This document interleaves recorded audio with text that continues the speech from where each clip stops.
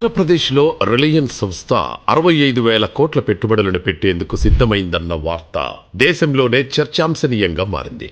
ఎందుకంటే దేశంలో గుజరాత్ తర్వాత ఏపీలోనే ఈ స్థాయి పెట్టుబడులు పెడుతోంది రిలయన్స్. రాష్ట్ర వ్యాప్తంగా 500 అధునాతన బయోగ్యాస్ ప్లాంట్లను రిలయన్స్ ఎనర్జీ ఏర్పాటు చేయబోతోంది. దీంతో ప్రత్యక్షంగా పరోక్షంగా 2,50,000 మందికి ఉపాధి అవకాశాలు లభిస్తాయి. ఇంత భారీ డీల్ను కుదుర్చుకోవడం వెనక ఎవరు కృషి చేశారు అంటే నిస్సందేహంగా నారా లోకేష్ గారే.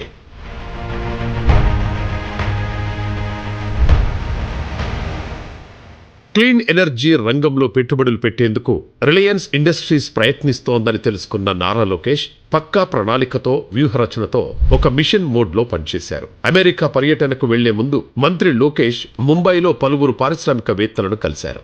వారిలో రిలయన్స్ చైర్మన్ ముఖేష్ అంబానీ, రిలయన్స్ క్లీన్ ఎనర్జీకి నేతృత్వం వహిస్తున్న అనంత్ అంబానీ కూడా ఉన్నారు. గ్రీన్ ఎనర్జీ, క్లీన్ ఎనర్జీ రంగాలకు ఏపీ ప్రభుత్వం ఇస్తున్న ప్రాధాన్యతను లోకేష్ వారికి వివరించారు. పెట్టుబడులపై అనంత్ అంబానీ మంత్రి లోకేష్ కు ఆనాడే మాటిచ్చారు. పూర్తిస్థాయి రోడ్ మ్యాప్ తో ఈ రోజు ముఖ్యమంత్రి చంద్రబాబు నాయుడు గారి సమక్షంలో అవగాహన ఒప్పందం చేసుకోనున్నారు.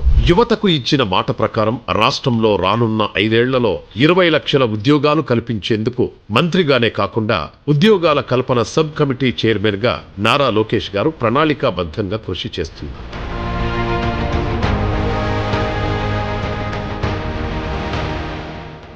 ఈ మధ్యనే స్టీల్ దిగ్గజం ఆదిత్య మిట్టల్తో ఒకే ఒక్క జూమ్ కాల్ తో 1.4 లక్షల కోట్ల పెట్టుబడిని ఖరారు చేశారు. ఫలితంగా అనకాపల్లి జిల్లాలో ఇంటిగ్రేటెడ్ స్టీల్ ప్లాంట్ రాబోతోంది. ఇప్పటికే ఏపీలో సౌర పవన విద్యుత్ రంగంలో 40,000 కోట్ల పెట్టుబడులు పెట్టేందుకు టాటా పవర్ ముందుకొచ్చింది. లోకేష్ కృషితోనే విశాఖకు 10,000 ఉద్యోగాలిచ్చే టీసీఎస్ వస్తోంది. మరోవైపు 15,000 ఉద్యోగాలను ఇస్తూ తమ సంస్థను ఏపీలో విస్తరించేందుకు హెచ్సిఎల్ ప్రతిపాదించింది. ఏపీలో ఫాక్స్కాన్ మెగాసిటీ ఏర్పాటుకు ఆ సంస్థ ప్రతిపాదించింది. సుజలాన్, బ్రూక్ ఫీల్డ్ సంస్థలు కూడా లోకేష్ చొరవతో పెట్టుబడులతో ముందుకొస్తున్నాయి. ఇటీవల తన వారం రోజుల పర్యటనలో Microsoft, Tesla, Amazon, Nvidia, Apple, Google cloud, పెరోడ్ గ్రూప్, రెవేషర్, సేల్స్ ఫోర్స్, ఫాల్కనెక్స్, ఈక్వెనెక్స్, జెడ్ స్కాలర్ తదితర 100కు పైగా కంపెనీల ప్రతినిధులతో భేటీ అయిన లోకేష్ అంతర్జాతీయ పెట్టుబడిదారుల్లో ఏపీ పట్ల సానుకూలతను పెంచడంలో సక్సెస్ అయ్యారు.